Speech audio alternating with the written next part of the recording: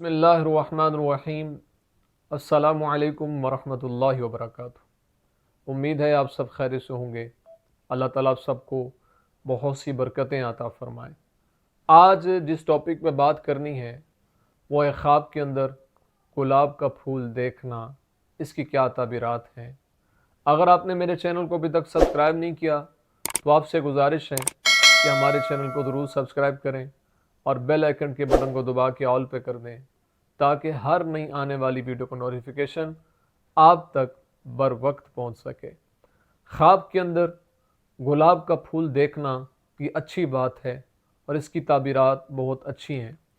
अगर इंसान बहुत से पौधे देखता है, गुलाब के फूल देखता है, तो इस बात की तरफ इशारा है कि अल्लाह उसको माल और नेमत अता फरमाएगा।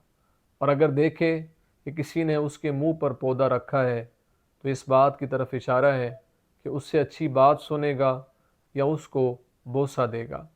अगर इंसान ख्वाब के अंदर ये देखता है कि उसके पास गुलाब के फूलों का ढेर है तो इस बात की तरफ इशारा है कि अल्लाह उसको माल और नेमत अता फरमाएगा।